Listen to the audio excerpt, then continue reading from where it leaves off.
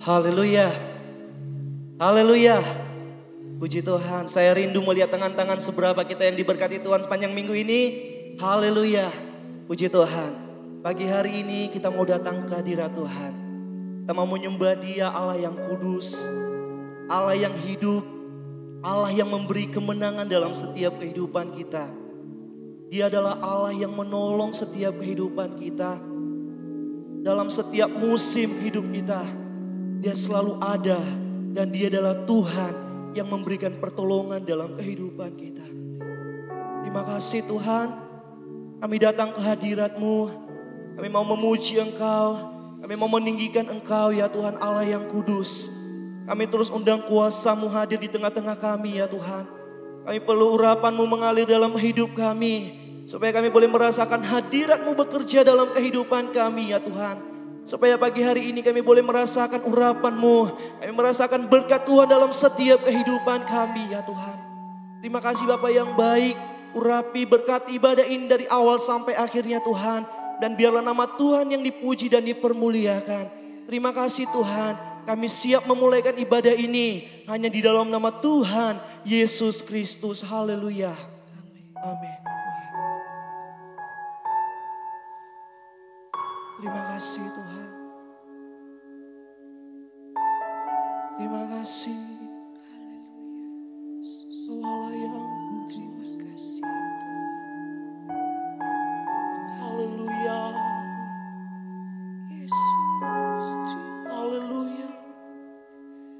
Haleluya. Haleluya. Ku datang Tuhan dalam hadirat-Mu,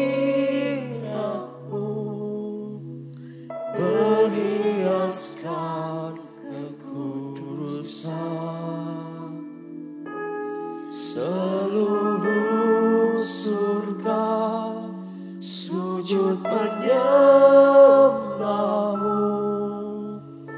Ku tersungkur dan berseru, ku datang Tuhan dalam hadirat-Mu, berhiaskan kekudusan. Seluruh surga sujud menyembah-Mu. Ku tersungkur dan berseru. Sama-sama mari kita katakan, kudus, kuduslah, kuduslah Tuhan, Allah semesta alam. Kudus, kuduslah, kuduslah Tuhan, surga bumi menyembah.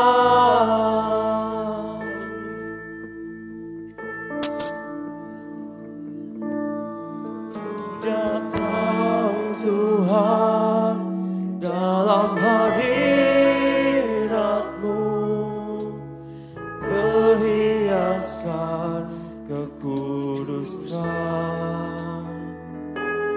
Seluruh surga sujud menyembah-Mu.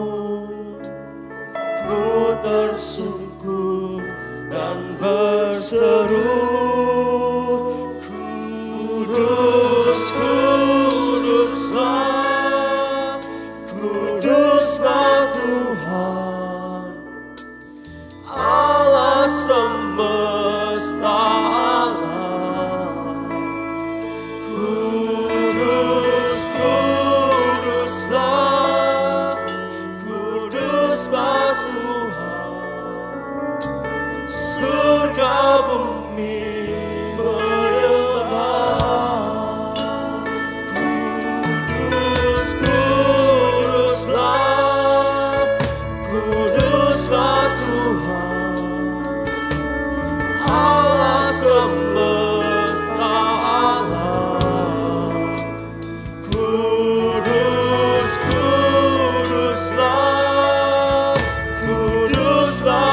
Tuhan, surga bumi menyembah. Sembah Dia, sembah Dia, Dia Allah yang kudus, Dia Allah yang mulia. Terima kasih Tuhan, kuduslah Kau Yesus, kuduslah Kau.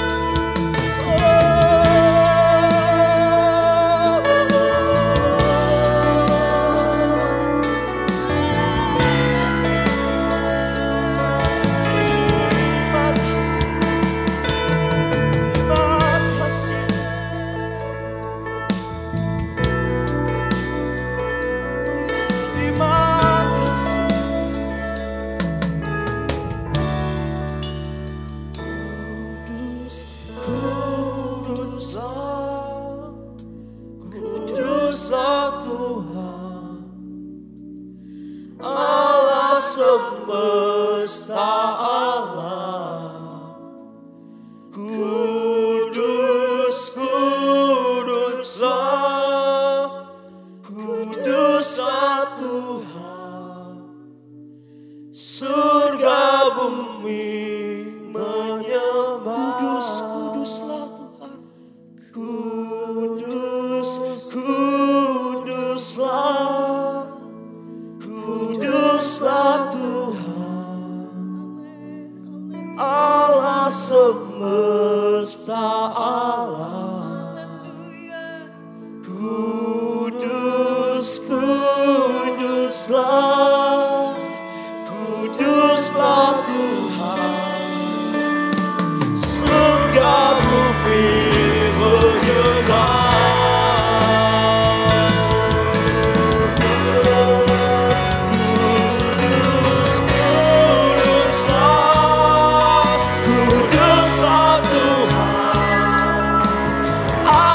Semesta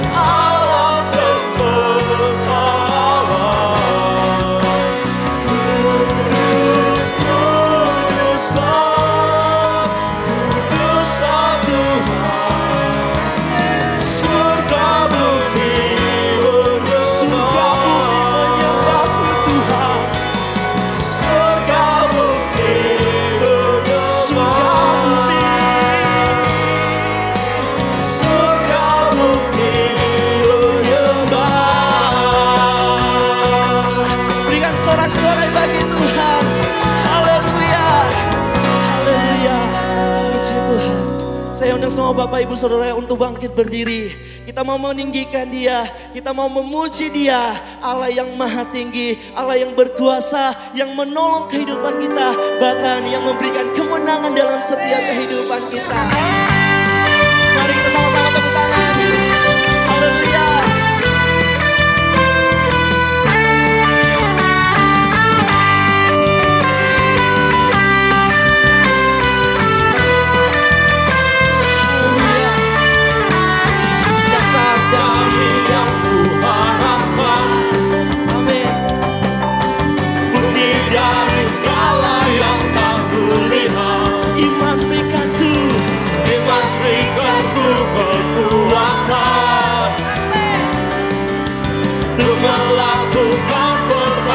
Sama-sama kita mengatakan bersama Rohmu, bersama Rohmu, ku pasti menang, ku pasti menang.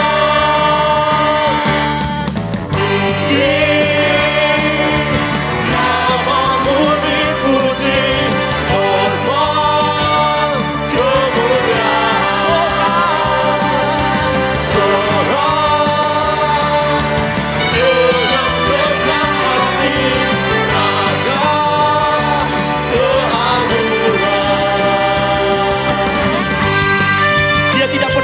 pencobaan melebihi kekuatan kita, amin.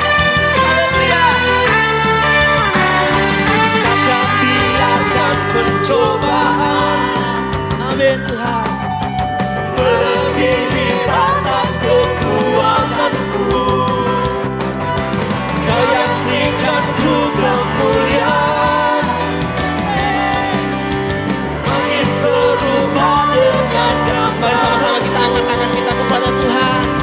Bersama Rohmu, ku pasti menang, ku pasti menang.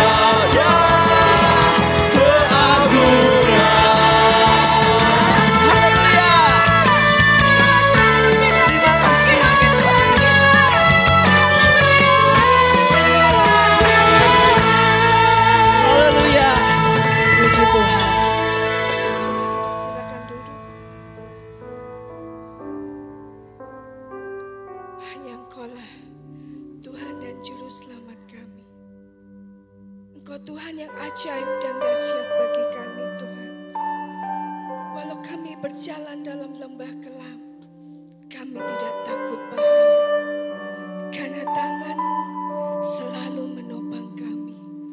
Engkau penolong kami yang setia.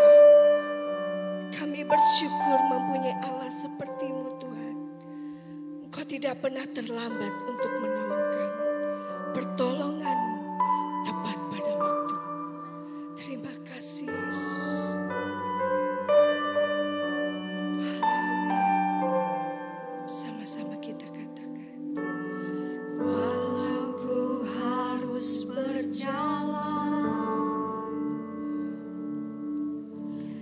dalam lembah kekelaman, perlindungan-Mu oh Tuhan nyatalah bagi hidupku. Tiada pernah sedetik pun, tiada pernah Kau tinggalkan. Sungguh mulia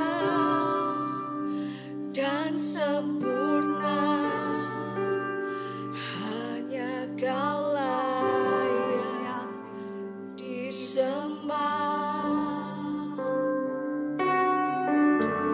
Yesus, Engkau juru selamatku, dalam janji-Mu kemenanganku selamanya kan ku nyatakan besar setiamu Tuhan di hidupku.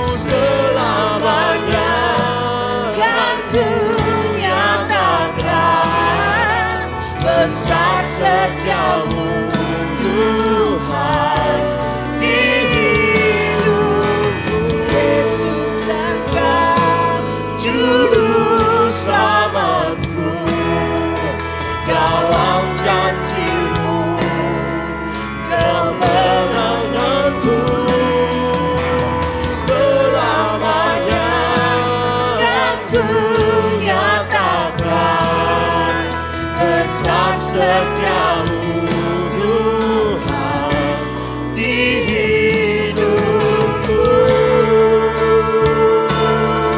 Haleluya,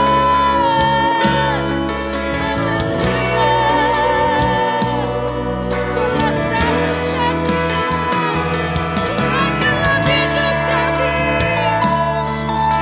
Juru Selamat kami, tempat perlindunganku. Haleluya,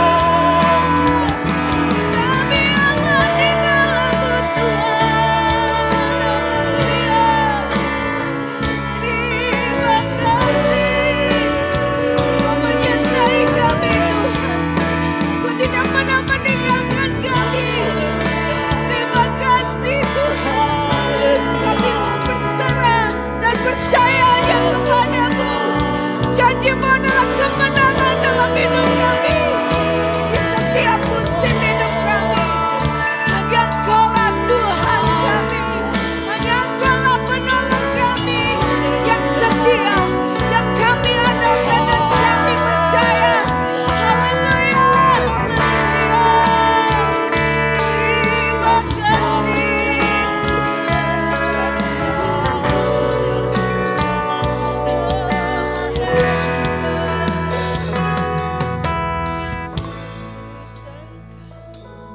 Juru selamatku.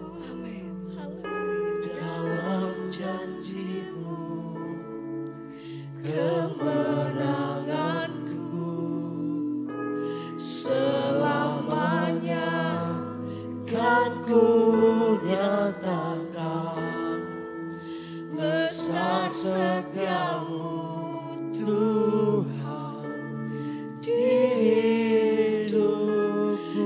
Yesus Engkau Juru selamat Nyatakan imanmu pada Tuhan. dalam janji-Mu Kau melihat setiap hati kami Tuhan yang memanggil nama-Mu Yesus. selamanya kan ku nyatakan besar setiamu Tuhan di hidupku.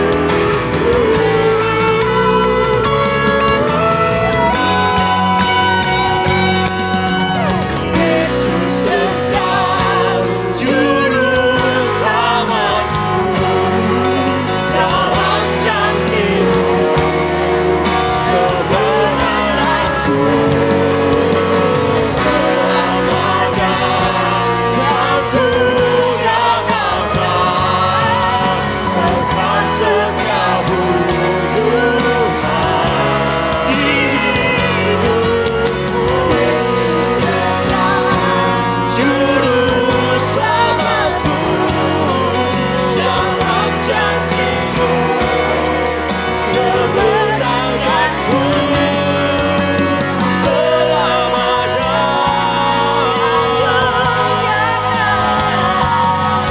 besar setiamu Tuhan, besar setiamu Tuhan, besar setiamu Tuhan di hidupku.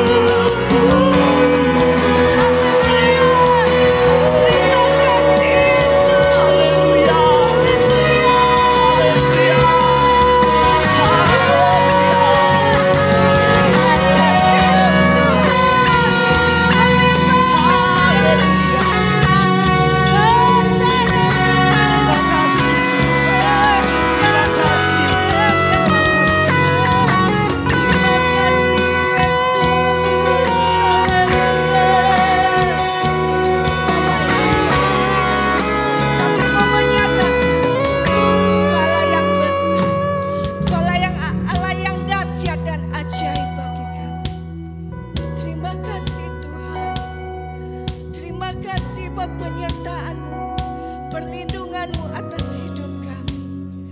Selamanya kami mau menyatakan Kau Tuhan dan Juru Selamat kami yang hidup.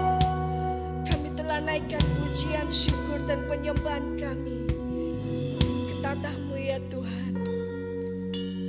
Kiranya hatimu disenangkan oleh pujian dan penyembahan kami.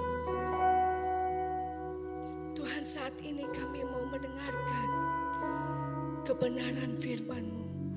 Kami memberikan telinga kami, hati kami sebagai murid-Mu yang mendapatkan hikmat-Mu. Sehingga kami mengerti isi hati-Mu, mengerti kehendak-Mu Tuhan. Dan kami mau tetap tinggal dalam kemuliaan-Mu. Firman-Mu sumber jawaban yang menguatkan iman kami. Tuhan, Kau urapi hamba-Mu yang sebentar akan membentangkan kebenaran firman-Mu. Tuhan, urapan kuasa Roh Kudus-Mu, hikmat dan marifat dari tempat maha tinggi turun atas hamba-Mu. Biarlah firman-Mu menjadi rema dalam setiap hidup kami. Dan kami oleh pertolongan oleh Roh Kudus-Mu, kami menjadi pelaku-pelaku firman-Mu. Bentuk dan jadikan kami seturut dengan kehendak-Mu dan semakin serupa dengan gambaran-Mu. Terima kasih Tuhan Yesus. Kami siap terima berkat firman-Mu. Hanya di dalam nama Tuhan Yesus Kristus kami sudah berdoa dan mengucap syukur. Haleluya. Amin. Haleluya. Puji Tuhan. Segala puji dan hormat serta kemuliaan hanya bagi Tuhan kita Yesus Kristus. Dia kepala gereja, Dia raja di atas segala raja, dan Tuhan di atas segala Tuhan. Dia bertakhta di dalam kerajaan surga, dan Dia berjanji akan datang kembali menjemput orang yang percaya kepadanya. Bapak dan Ibu Saudara yang dikasihi Tuhan, tetap kita patut bersyukur kepada Tuhan Yesus Kristus. Hari ini Minggu 23 Agustus tahun 2020, kembali kita dapat beribadah di gereja, tentu dengan tetap ikuti anjuran pemerintah, dengan jaga jarak, pakai masker, cuci tangan, dan tes suhu badan. Nah, dihimbau juga jemaat yang sudah hadir pada ibadah pertama, agar tidak hadir pada ibadah yang kedua, mengingat batasan jumlah hadir.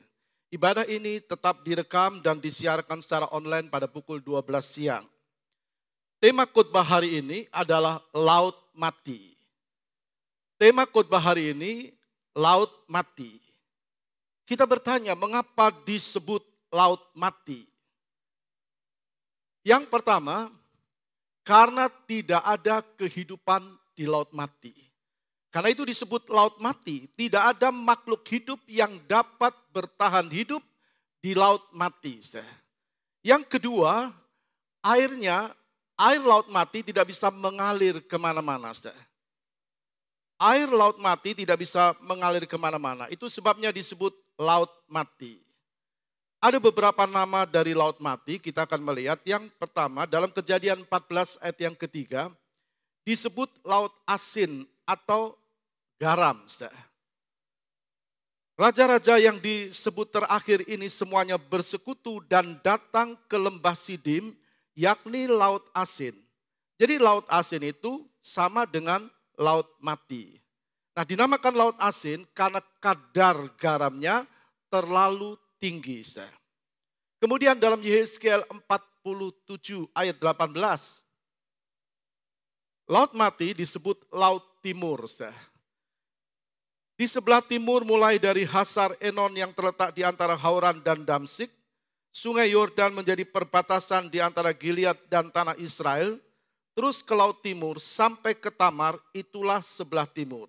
Nah, disebut juga sebagai laut timur karena berada di daerah Tamar. Kita lihat dalam Ulangan 4 ayat 49. Laut mati juga disebut Laut Araba. Serta seluruh dataran di sebelah Sungai Yordan, di seberang timur sampai Laut Araba, di kaki lereng Gunung Pisga. Nah, disebut Laut Araba karena terletak di lereng Gunung Pisga. Nah, satu lagi orang Arab menyebut laut mati itu Laut Lot. Karena terdapat banyak bukit garam yang memiliki bentuk-bentuk yang ganjil. Tiang-tiang batu yang menonjol. Nah, disebut Laut Lot karena dikaitkan dengan istri Lot yang jadi tiang garam. Jadi mari kita perlu tahu tentang laut garam atau dikatakan tentang laut mati. Yang pertama, dasarnya paling rendah. Lalu yang kedua, air laut mati tidak bisa mengalir kemana-mana. Yang ketiga, tingkat penguapannya tinggi sekali. Jadi dasarnya paling rendah, lalu air laut mati tidak bisa mengalir kemana-mana, tingkat penguapannya tinggi sekali. Kemudian yang keempat, suhu waktu musim panas bisa mencapai panas yang paling tinggi atau tertinggi. Yang kelima, laut mati punya daya apung. Punya daya apung. Dan yang keenam, tidak ada makhluk hidup di laut mati. Jadi sudah lihat suhu waktu musim panas, laut mati mencapai panas yang tertinggi. Laut mati punya daya apung dan tidak ada makhluk yang hidup di laut mati. Karena itu disebut laut mati, itulah keadaan laut mati. Kita lihat yang pertama, dasarnya paling rendah. Kita bisa melihat paparan di LED, permukaan air laut mati 427 meter di bawah permukaan laut. Dan dasar paling rendahnya adalah 433 meter. Jadi cukup dalam. Panjangnya 72 kilometer dan lebarnya kira-kira 10 sampai 14 kilometer. Dasarnya paling rendah.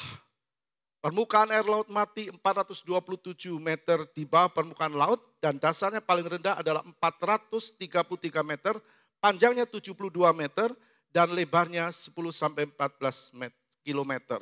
Jadi panjangnya 72 kilo, terlalu panjang. Yang kedua, tidak bisa mengalir kemana-mana. Jadi laut mati ini airnya tidak bisa mengalir kemana-mana. Karena tempatnya itu paling rendah. Tidak bisa mengalir kemana-mana. Hanya bisa menampung, ada 4 sungai, untung ada 4 sungai yang bermuara ke laut mati. Itu disebut sungai Arnon, sungai Kerak, sungai Seret, dan sungai Serka. Nah karena dasarnya paling rendah, maka air laut mati itu tidak bisa mengalir ke tempat yang lain. Cuma menerima tapi tidak bisa mengalir.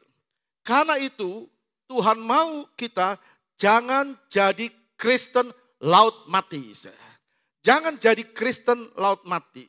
Nah orang Kristen seperti ini bukan cuma tidak bisa jadi berkat. Bukan tidak mau jadi berkat. Tapi tidak mungkin jadi berkat. Sekali lagi. Jangan jadi Kristen laut mati. Orang Kristen seperti ini bukan tidak bisa jadi berkat, bukan tidak mau jadi berkat, tapi tidak mungkin jadi berkat. Tidak mungkin jadi berkat. Bagaimana bisa jadi berkat? Wong cuma menampung dan tidak mengalir. Seperti tadi kita melihat bahwa sungai katakan atau laut mati ini mendapat tampungan, menerima aliran dari 4 sungai, sungai Arnon, Kerak, Seret, dan Serka. Nah kalau tidak ada tampungan, tidak ada aliran, pasti habis. Nah bagaimana sekali lagi bisa jadi berkat, wong cuma menampung dan tidak bisa mengalir. Nah hidup kekristenan seperti ini tidak bisa menjadi berkat bagi orang lain. Tidak mungkin bisa menguatkan iman orang lain, tidak mungkin. Dikala orang lain membutuhkan iman, ia sendiri tidak mengalir dalam tanda kutip. Bagaimana mau suruh orang lain maju? Wong dia sendiri tidak maju. Bagaimana bisa maju? Kalau dia cuma sekedar keinginan untuk maju. Tidak mungkin. Jadi tidak mungkin bisa bergerak untuk maju. Cuma karena hanya menerima dan mendengar firman. Cuma itu. Tapi tidak ada mengalir keluar. Artinya tidak mau jadi pelaku firman. Dalam Yakobus 2 ayat 17 berkata begini. Demikian juga halnya dengan iman.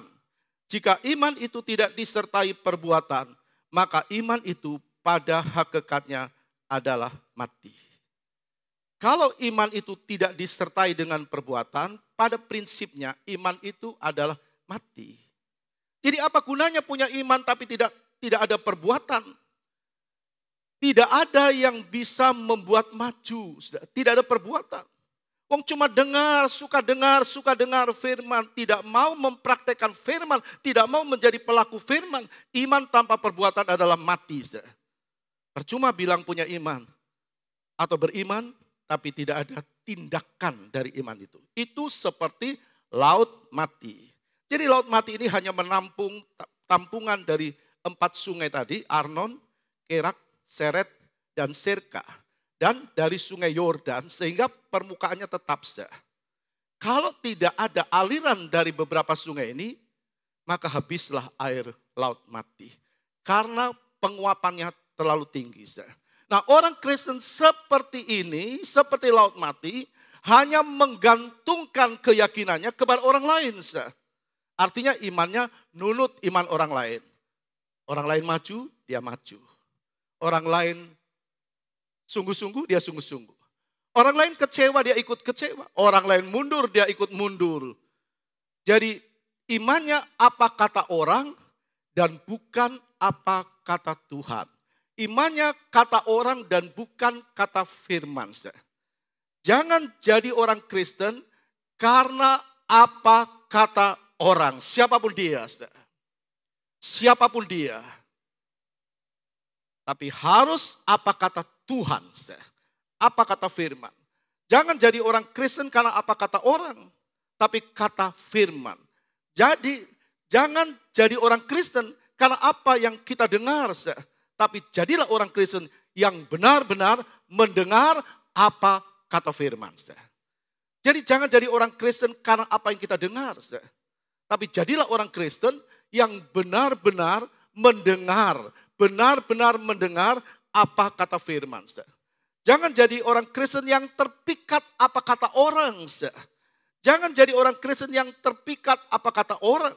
Tapi jadilah orang Kristen yang terpikat apa kata Tuhan. Amin. Beri kemuliaan bagi Tuhan. Jadilah orang Kristen yang terpikat dengan apa kata firman. Jangan jadi orang Kristen yang hanya mau menerima tapi sulit untuk memberi. Ini laut mati. Memberi kepada orang lain yang susah. Menghibur kepada orang lain yang membutuhkan. Menguatkan orang lain yang lemah. Jangan jadi orang Kristen yang cuma mau menerima, tapi sulit untuk memberi.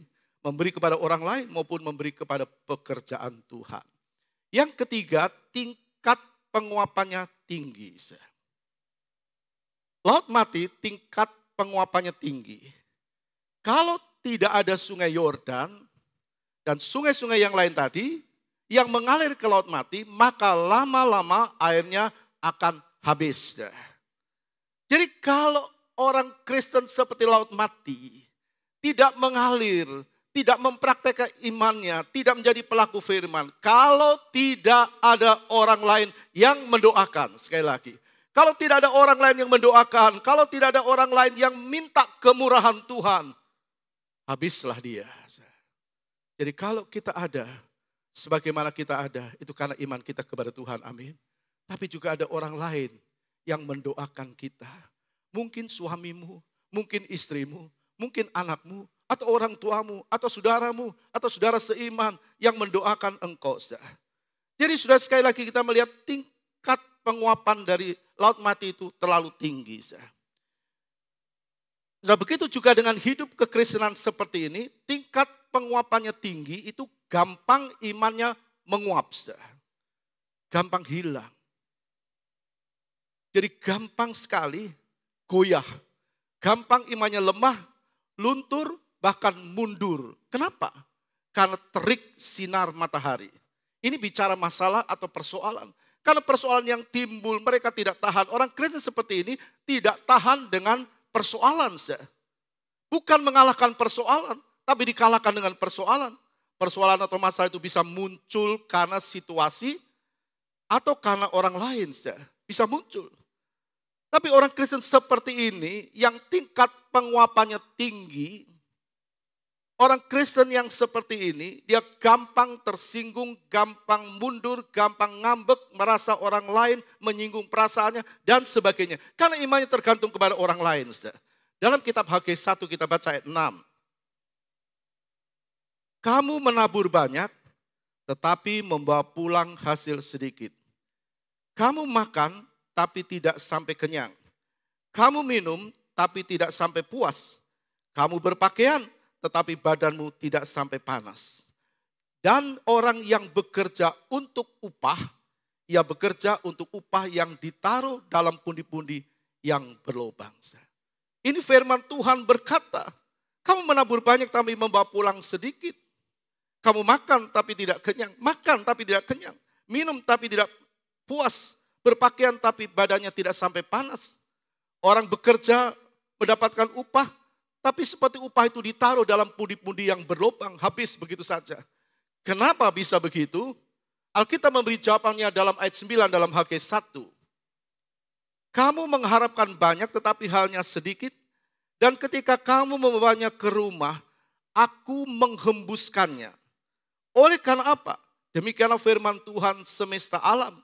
Oleh karena rumahku yang tetap menjadi reruntuhan. Sedang kamu masing-masing sibuk dengan urusan rumahnya sendiri. Jadi yang pertama Tuhan bilang, oleh karena rumahku tetap jadi reruntuhan. Sedangkan firman Tuhan berkata kita adalah rumahnya Tuhan. Berarti orang-orang Kristen Laut Mati ini tidak memperhatikan rohaninya. Tidak mengutamakan rohaninya. Tubuh kita ini adalah rumah Roh Kudus. Jadi yang pertama kita melihat oleh karena rumahku tetap jadi reruntuhan. Dan yang kedua firman Tuhan berkata begini. Karena kamu masing-masing sibuk dengan urusan rumahnya sendiri. Jadi tujuannya cuma yang jasmani. Nah orang Kristen Laut Mati ini tujuannya hanya jasmani. Hidup kekristenannya maunya diberkati. Berkat, berhasil, berkat. Hanya itu Ustaz. Dia tidak mengutamakan yang rohani. Ini bahaya sekali. Banyak orang Kristen jatuh di tengah jalan dalam pengiringannya kepada Tuhan. Karena konsep hidupnya, tujuan hidupnya hanya berkat jasmani. Hidup kekristenannya hanya mau diberkati, berkat, maunya diberkati, terus diberkati. Nah orang Kristen yang seperti ini kena teriknya matahari, panasnya matahari, atau katakan persoalan hidup ini, dia gampang mengeluh, bahkan menyalahkan Tuhan. Jadi kalau tidak mau jadi berkat, lama-lama berkatnya juga akan menguap dan habis. Jangan jadi orang Kristen Laut Mati, tingkat penguapannya terlalu tinggi. Yang keempat, waktu musim panas bisa mencapai suhu panas tertinggi, itu Laut Mati. Jadi yang keempat di Laut Mati ini di siang hari suhunya bisa mencapai titik yang tertinggi.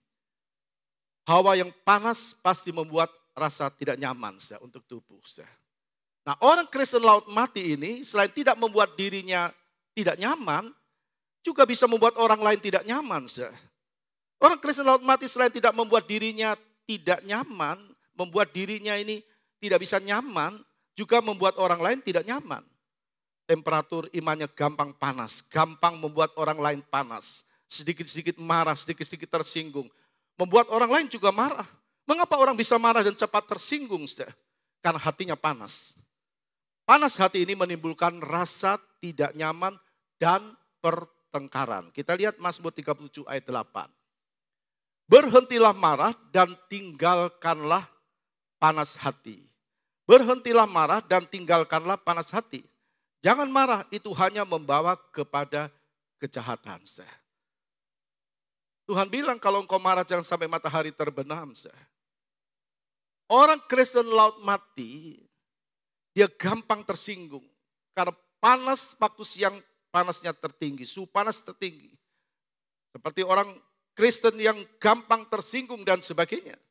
Yang kelima, punya daya apung. Yang kelima, Laut Mati punya daya apung. Punya daya apung yang tinggi. Karena apa? Kita bisa melihat karena endapan kimia seperti garam, potas, magnesium, klorida kapur, dan bromage. Itu yang memberi kepada Laut Mati daya apung. Maksudnya orang tidak bisa tenggelam. Justru mengapung. mengapung dan ini benar. Saudara. Beberapa tahun yang lalu, tepatnya 4 tahun yang lalu, saya dan istri dan anak-anak serta beberapa saudara kita, Bapak dan Ibu Wibowo dan juga ada banyak saudara-saudara kita yang ikut ke sana. Satu waktu kita bermalam di hotel yang belakangnya Laut Mati. Jadi sempat kita ke Laut Mati. Ada beberapa saudara yang ada di sini, Pak Tri, Bu Tri juga tahu ada Laut Mati. Nah, saudara kita tahu bahwa orang bisa mengapung. Aneh ya, tapi itu tidak. Sebab endapan kimia seperti garam, potas, magnesium itu yang membuat Laut Mati punya daya apung. Jadi waktu itu ada yang coba berenang dan memang mengapung. Saya, istri dan anak-anak benar-benar membuktikan. Kami bisa mengapung di Laut Mati. Mengapung itu artinya tidak tenggelam. Nah kita bicara secara rohani. Secara rohani ini bicara tidak mau mati bagi diri sendiri. Tidak mau mati bagi sendiri. Ini bertolak belakang dengan keinginan Tuhan. Tuhan mau kita hidup dalam kerendahan hati. Tuhan tidak berkenan anak Tuhan hidup dalam kesombongan. Dalam Mazmur 101 ayat 5b berkata begini. Orang yang sombong dan tinggi hati aku tidak suka. Tuhan mau kita rendah hati. Tuhan bukan hanya tidak suka orang sombong. Tapi Tuhan juga benci kepada orang yang sombong. Dalam Amsal 8 ayat yang ke-13b. Aku benci kepada kesombongan. Saudara, Tuhan tidak mau kita hidup dalam kesombongan. Tuhan mau kita hidup dalam kerendahan hati. Kalau kita ada, kalau kita bisa, kalau kita mampu, itu karena Tuhan. Amin, beri kemuliaan bagi Tuhan. Kalau kita bisa, itu karena Tuhan, bukan karena kita. Bukan hanya tidak disukai oleh Tuhan. Kalau orang hidup dalam kesombongan, tapi dibenci dan direndahkan oleh Tuhan. Yesaya pasal 2 ayat 11 juga berkata begini. Yesaya 2 ayat 11. Manusia yang sombong akan direndahkan dan orang yang angkuh akan ditundukkan dan hanya Tuhanlah yang maha tinggi pada hari itu. Jadi tidak ada yang memperkenan Tuhan kalau hidup seperti kehidupan laut mati. Nah sekarang yang keenam, tidak ada kehidupan di laut mati. Tidak ada kehidupan di laut mati. Jadi tidak ada makhluk hidup yang mampu hidup di laut mati. Tidak ada ikan di laut mati. Tidak ada ikan. Yang ada adalah benda mati. Batu-batu. Nah waktu saya di sana, beberapa waktu yang tadi saya sampaikan, saya sempat ambil beberapa batu. Saya koleksi beberapa batu dari laut mati. Tapi tidak ada makhluk hidup di laut mati. Karena adanya endapan-endapan kimia yang sudah mengeras seperti garam, potas, magnesium, klorida, kapur, dan sebagainya yang bisa meracuni ikan. Jelas tidak ada kehidupan di laut mati. Nah, Tuhan tidak mau kekristenan kita, hidup kekristenan orang percaya, mati dan tidak hidup. Jadi kelihatannya ke gereja, kelihatannya setia, kelihatannya rajin ibadah, tapi cuma kelihatannya. Tidak ada kehidupan.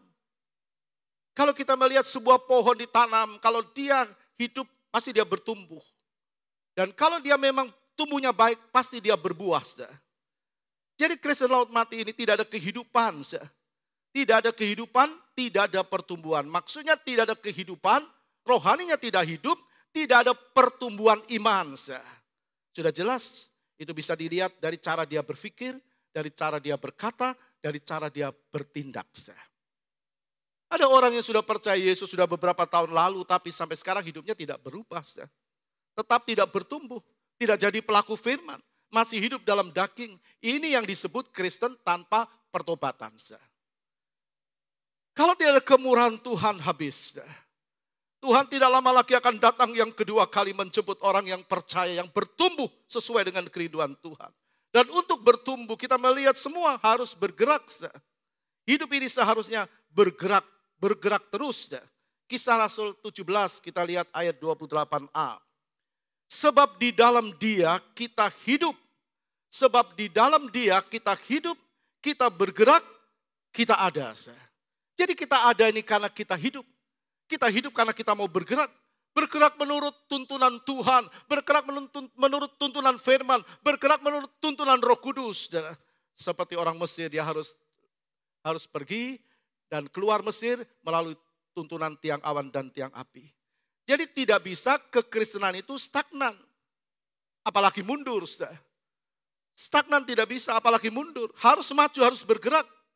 Dalam Roma 1 ayat 17 berkata begini. Sebab di dalamnya nyata kebenaran Allah yang bertolak dari iman dan memimpin kepada iman. Seperti ada tertulis orang benar akan hidup oleh iman. Orang benar akan hidup oleh iman. Bagaimana orang benar bisa hidup oleh iman? Karena dia punya iman. Dan imannya bagaimana? Imannya terus bertumbuh. Itu sebabnya kita perlu tiap hari, kita perlu membaca firman, merenungkan firman, melakukan firman, berdoa. Supaya apa? Supaya iman kita bertumbuh. Sebab di dalamnya nyata kebenaran Allah yang bertolak dari iman dan memimpin kepada iman. Seperti ada tertulis orang benar akan hidup oleh iman. Coba lihat perjalanan umat Israel. Kalau umat Israel tidak mau tinggalkan Mesir, meskipun Tuhan utus Musa, meskipun Tuhan mendengar erangan keluhan mereka, lalu Tuhan mengutus Musa, mengeluarkan mereka dari tanah Mesir. Kalau umat Israel tidak mau bergerak tinggalkan Mesir, maka mereka akan jadi budak sampai mati. Mereka akan mati di Mesir sebagai budak. Jadi bergerak itu harus, dan bergerak itu harus ikuti pimpinan Roh Kudus. Ikuti pimpinan Tuhan, sekali lagi seperti umat Israel, tinggal ikuti pimpinan tiang awan dan tiang api, bicara tuntunan firman dan Roh Kudus. Sekali lagi, jangan jadi Kristen laut mati. Sudah tidak diberkati Tuhan, bahkan dilawan Tuhan. Tidak ada kehidupan di dalamnya. Artinya tidak ada pertumbuhan rohani, rohaninya mati. Mari kita lihat apa yang Alkitab katakan. Kejadian 11 ayat 31. Kejadian pasal 11 ayat 31. Kita lihat tentang Terah. Lalu Terah membawa Abram anaknya. Jadi Terah ini bapak dari Abraham. Lalu Terah membawa Abram anaknya serta cucunya Lot, yaitu anak Haran dan Sarai menantunya, istri Abram anaknya. Ia berangkat bersama-sama dengan mereka dari Ur Kasdim untuk pergi ke tanah Kanaan. Lalu sampailah mereka ke Haran, lalu menetap di sana. Saudara mendengar firman Tuhan berkata, lalu Terah membawa Abram, anaknya serta cucunya Lot, dan juga istri Abram. Lalu kita bertanya, siapa yang dipanggil oleh Tuhan untuk keluar dari Ur Kasdim? Bukan Terah, tapi Abram. Kita baca Kejadian 12 ayat 1. Berfirmanlah Tuhan kepada Abram, pergilah dari negerimu dan dari sanak saudaramu dan dari rumah bapamu ini ke negeri yang akan kutunjukkan kepadamu. Jadi jelas Abram yang mendengar suara Tuhan. Abram yang dipilih oleh Tuhan. Abram yang dipanggil oleh Tuhan. Tapi mengapa ditulis Terah membawa Abram anaknya serta cucunya Lot dan Sarai menantunya? Maka kita mengerti. Terahlah yang memposisikan diri di depan. Padahal Abram yang Allah panggil. Apa maknanya buat kita? Sebagai orang percaya, jangan posisikan diri menurut diri. Jangan posisikan diri menurut diri. Biarlah Tuhan memposisikan kita menurut hatinya. Artinya jangan atur hidupmu menurut logikamu. Jangan atur hidupmu menurut logikamu. Tapi izinkan Tuhan atur langkahmu, masa depanmu dengan caranya Tuhan. Amin. Beri kemuliaan bagi Tuhan. Izinkan Tuhan atur langkahmu. Bukan kita mengatur diri kita dengan logika kita. Jangan panggil diri, tapi ikutlah panggilan Tuhan. Jangan panggil diri, maksudnya jangan ikuti kemauannya sendiri. Tujuannya Kanaan, tapi berhenti dan menetap di Haran. Sudah bisa membandingkan. Tuhan bilang sama Abram, pergi keluar dari Ur Kasdim, rumah bapamu, dari negerimu. Menuju ke tanah yang akan kuberikan kepadamu, itu Kanaan. Tapi Terah membawa keluarganya. Bukan ke Kanaan. Walaupun keinginannya ke sana. Tapi kita melihat berhenti di Haran. tujuannya Kanaan, tapi berhenti dan menetap di Haran. Ini bukan hatinya Tuhan, bukan keinginan Tuhan. Itu adalah hatinya Terah, itu pimpinan dirinya sendiri. Jangan pimpin diri dengan kehendak diri. Tapi berilah dirimu dipimpin oleh Tuhan. Jadi Tuhan suruh ke Kanaan tapi Terah menetap di Haran. Kita baca Kejadian 11 ayat 32. Umur Terah ada 205 tahun, lalu ia mati di Haran. Tuhan suruh ke Kanaan tapi Terah menetap di Haran. Tuhan suruh Abraham menuju Kanaan. Ya akhirnya Terah mati di Haran. Apa maknanya? Jangan pimpin diri dengan kehendak diri. Orang bisa dikatakan Terah, dia pimpin dirinya. Bukan ke Kanaan, tapi sampai ke Haran. Dan dia mati di Haran. Ada banyak orang mati dalam tanda kutip. Karena ikuti pimpinan diri sendiri. Dan bukan ikuti pimpinan Tuhan. Banyak orang rohaninya mati. Karena berjalan dalam pimpinan sendiri. Ada orang-orang yang mati rohaninya dalam tanda kutip karena diberhentikan oleh langkahnya sendiri. Kalau diberhentikan oleh langkahnya sendiri. Berulang kali saya bicara kepada pengerja dari tahun ke tahun, dari masa ke masa. Jangan berhentikan rencana Tuhan dengan langkahmu sendiri. Tuhan sudah punya cara, Tuhan sudah punya waktu, Tuhan sudah punya kerinduan yang benar untuk setiap orang. Tapi ada orang yang coba dengan dirinya sendiri. Terah mati di Haran. Hanya langkah awalnya keluar Mesir. Tapi tidak sampai langkah yang akhir. Matius 24 ayat 13 berkata begini. Matius 24 ayat 13. Bukan dikata siapa yang setia sampai ke akhir, itulah yang diselamatkan. Siapa yang bertahan sampai ke akhir, dialah yang diselamatkan. Jadi Terah ini melangkah menurut langkahnya sendiri.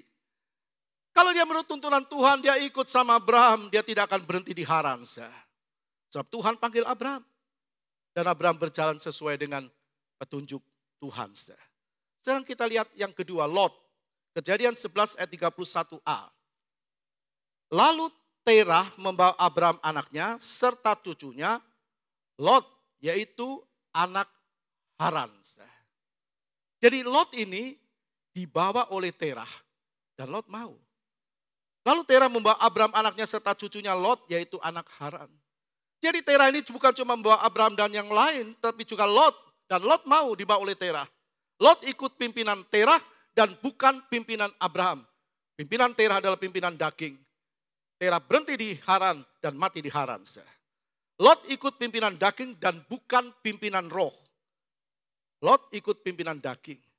Jadi perjalanan yang seperti inilah yang membuat Lot berhenti di Sodom. Kita lihat Kejadian pasal 13 ayat 12 sampai 13. Abraham menetap di Kanaan, tetapi Lot menetap di kota-kota lembah Yordan dan berkemah di dekat Sodom. Jadi kalau kita perhatikan, langkah Terah tidak sampai ke Kanaan. Cuma di Haran berhenti. Dan Lot yang dibawa, dia ikut berhenti. Dia ikut apa yang Terah katakan. Dan itu merasuki pikirannya. Sehingga waktu Abraham berkata, Lot sekarang pilih mana yang kau pilih. Kalau engkau ke kanan, aku ke kiri. Kalau engkau ke kiri, aku ke kanan. Dan Lot memilih lembah Yordan. Sodom dan Gomora. Abraham menetap di tanah Kanaan, tapi Lot menetap di kota-kota lembah Yordan dan berkemah di dekat Sodom. Tidak ada yang indah yang didapat Lot di Sodom, tidak ada yang indah. Sodom merampas harta benda dan keluarganya. Apa yang dia dapatkan dirampas oleh Sodom. Kejadian 19 ayat 26. Kejadian 19 ayat 26. Tetapi istri Lot yang berjalan mengikutinya menoleh ke belakang, lalu menjadi tiang garam. Lot kehilangan istrinya, Lot kehilangan calon menantunya, Lot kehilangan harta bendanya, Lot kehilangan apa yang dia peroleh di Sodom.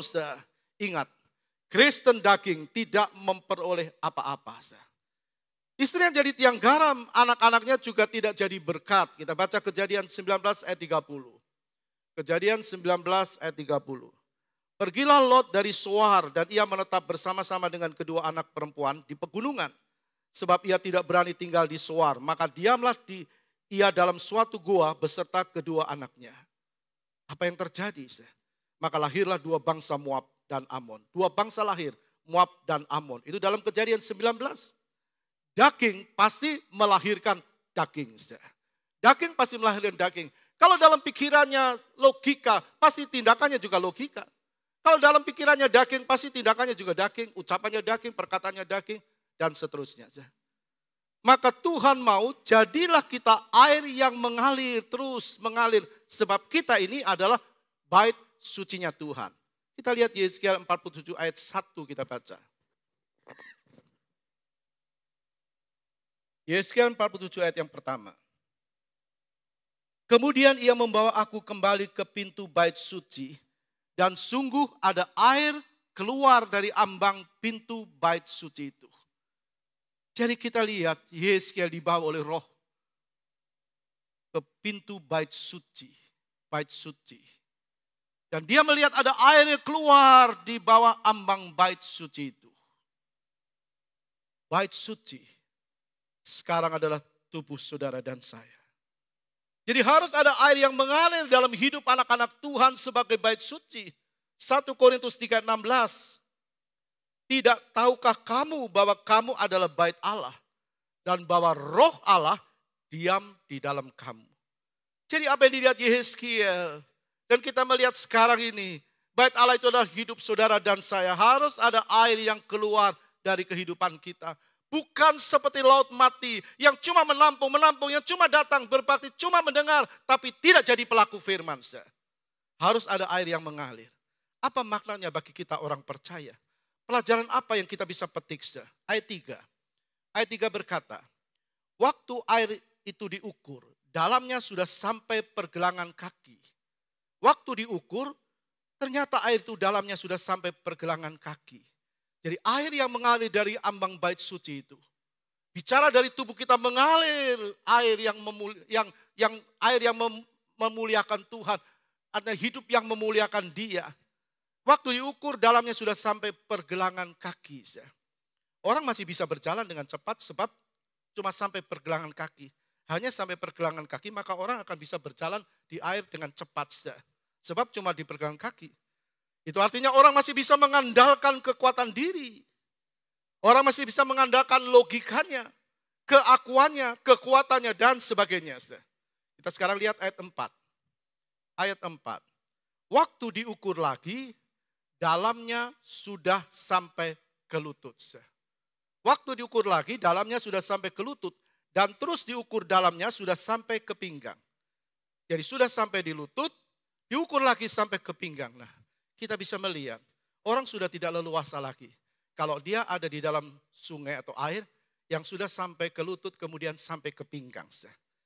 Tidak leluasa seperti waktu air itu masih ada di mata kaki. Atau sampai di batas lutut. Tapi sekarang sampai di pinggang. Orang mulai kesulitan bergerak mengandalkan kekuatan diri atau pembenaran diri. Ini yang Tuhan mau.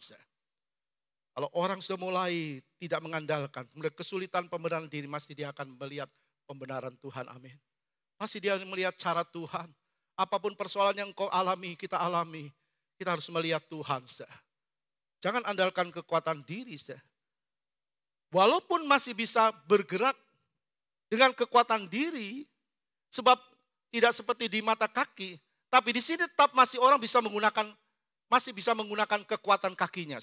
Di pinggang orang masih bisa punya pijakan kaki ini. Pijakan diri, logika diri. Orang bisa meronta, kemana dia bisa mau pergi kan. Dia sekian dia mau pergi kemana dia masih bisa meronta. Saudara lihat, ayat 5. Jangan berhenti, tapi terus kita tahu air itu mengalir. Ayat 5. Waktu diukur lagi maka air itu sudah menjadi sungai. Sehingga orang tidak lagi dapat berjalan kecuali berenang. Tidak ada pilihan lain.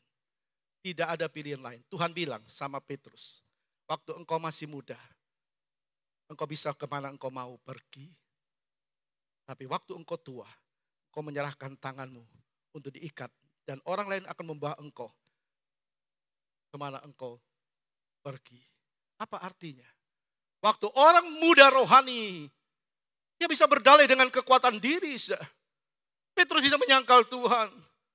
Tapi waktu rohaninya tua, Dia berkata, Tuhan, kemana engkau tuntun aku? Aku mau berjalan Tuhan. Petrus tidak menyangkal Tuhannya.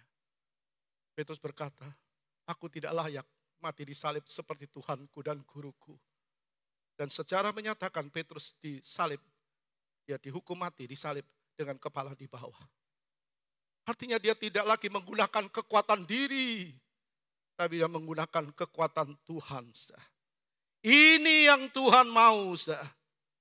Orang sudah tidak lagi dapat mengandalkan kemampuannya, kekuatan dirinya, tidak lagi dengan kekuatan logika, gengsinya, arogansi diri dan sebagainya, tidak lagi seperti di pergelangan kaki. Tidak lagi selutut, tidak lagi sepinggang mata air itu. Terus dikatakan seperti sungai, orang tidak mampu berjalan dengan kekuatan diri. Tadi dikatakan kecuali berenang. Waktu diukur lagi dalam ayat 5. Maka air itu sudah menjadi sungai sehingga orang tidak lagi dapat berjalan kecuali berenang. Tidak ada pilihan lain. Orang yang hidup dalam pimpinan Roh Kudus, dia akan taat kepada Roh Kudus. Amin. Orang yang hidup dekat dengan Tuhan, Tuhan akan tuntun langkahnya. Mau tidak mau harus berenang dalam sungai kebenaran firman. Roh Kudus yang memampukan, bukan diri sendiri tapi Roh Kudus. Karena sudah menjadi sungai. Artinya apa? Artinya sudah benar-benar mampu menjadi berkat. Ayat 8 kita lihat. Ayat 8. Dalam perjalanan pulang, sungguh sepanjang tepi sungai itu ada amat banyak pohon di sebelah sini dan di sebelah sana. Jadi sudah lihat bahwa dalam perjalanan pulang ada banyak pohon. Sepanjang tepi sungai itu ada amat banyak pohon di sebelah sini dan di sebelah sana. Jadi sudah lihat di sini, ini yang Tuhan inginkan terjadi pada orang-orang percaya. Bukan jadi laut mati, tapi jadi sungai yang mengalir, air yang terus mengalir dan mampu menjadi berkat, mampu memberkati orang lain, mampu membuat air asin itu jadi tawar. Laut mati, air asin. Coba kita buka. Ayat 8 tadi berkata, ia berkata kepadaku, sungai ini mengalir menuju wilayah timur dan menurun ke Araba Yordan dan bermuara di laut asin. Dan bermuara di laut asin. Sudah menjadi sungai yang terus mengalir bermuara di laut mati yang mampu membuat air itu jadi tawar. Ia berkata kepadaku, sungai ini mengalir menuju wilayah timur dan menurun ke Araba Yordan dan bermuara di laut asin atau laut mati. Air yang mengandung banyak garam dan air itu menjadi tawar. Artinya dapat menghidupkan kembali rohani yang mati. Terus mengalir dan tidak berhenti. Ayat 9 berkata, ayat 9. Sehingga kemana saja sungai itu mengalir. Sehingga kemana saja sungai itu mengalir, segala makhluk hidup yang berkeriapan di sana akan hidup. Di mana sungai itu mengalir, segala makhluk yang berkeriapan di sana akan hidup. Ikan-ikan akan menjadi sangat banyak. Sebab kemana saja air itu sampai, air laut di situ menjadi tawar. Dan kemana saja sungai itu mengalir, semuanya di sana hidup. Bahkan membuat semua makhluk bisa hidup dan berkembang. Ini yang Tuhan mau. Ini yang Tuhan inginkan. Pelajaran apa untuk kita? Kita harus bertumbuh iman kita. Iman kita harus bertumbuh dan jadi alatnya Tuhan. Jadi pelakunya Tuhan. Sampai kapan? Sampai waktunya kita menghadap Tuhan. Sampai kedatangan yang kedua kali. Amin. Beri kemuliaan bagi Tuhan. Sampai kapan? Sampai Tuhan panggil kita. Atau sampai waktunya dia datang yang kedua kali. Sebab itu jangan jadi laut mati. Tidak ada kerendahan hati. Dan justru direndahkan oleh Tuhan. Jangan jadi laut mati. Tidak ada berkat karena penguapannya tinggi. Jangan jadi laut mati. Tidak dapat jadi berkat karena tidak bisa mengalir. Jangan jadi laut mati. Tidak ada damai karena suhu panasnya luar biasa. Jangan jadi laut mati. Tidak ada kehidupan. Kalau tidak ada kehidupan berarti kematian. Bahkan tidak ada kehidupan artinya akan berakhir pada kematian kekal. Tapi jadilah air yang terus mengalir dan membuat air asin itu jadi tawar. Jadilah air yang dalam, rohani yang dalam, yang memberkati banyak orang, yang membuat orang lain hidup rohaninya, yang membawa orang lain dekat dengan Tuhan, menjadi berkat bagi banyak orang. Itu yang Tuhan mau. Tuhan berkati kita, amin. Dia ada bersama dengan kita. Mari sama-sama bangkit berdiri. Dia Tuhan menyertai kita pada pagi hari ini.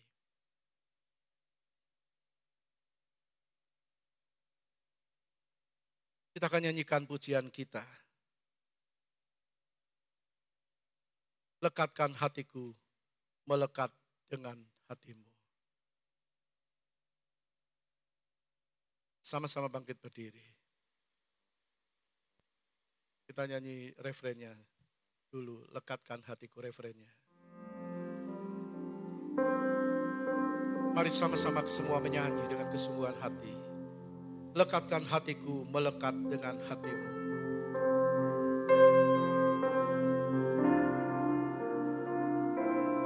Lekatkan hatiku, melekat dengan hatimu. Tetapkan langkahku sejalan dengan firman-Mu. Lepaskan semua yang ku buat, seperti yang Bapa mau. Datanglah kerajaan-Mu, jadilah kehendak-Mu di bumi seperti di surga. Semua karena kemurahan.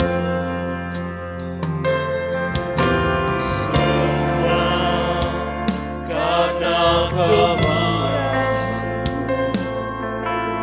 Semua karena kebaikan-Mu. Semuanya karena kasih sayang-Mu. Ku hanya sebagaimana Kau Yesus, kekasih jiwaku,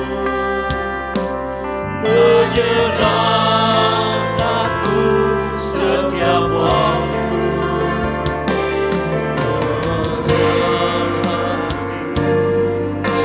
Tujuan sama-sama katakan, lekatkanlah hatiku, lekatkanlah Tuhan hatiku. Lekatkan hatiku, melekat dengan hatimu. Tetapkan langkahku sejalan dengan firman-Mu. Lepaskan semua yang ku buat, seperti yang Bapa mau. Datanglah kerajaan-Mu, jadilah kehendak-Mu di bumi seperti di surga. Lekatkan hatiku, melekat dengan hatimu. Tetapkan langkahku Tuhan, tetapkan langkahku. Tetapkan langkahku sejalan dengan firman-Mu. Sejalan dengan firman. Ibu Febel Trihani berdoa. Ibu Febel Trihani berdoa. Semua yang ku buat, seperti yang Bapa mau. Datanglah kerajaan-Mu, jadilah kehendak-Mu di bumi seperti di surga.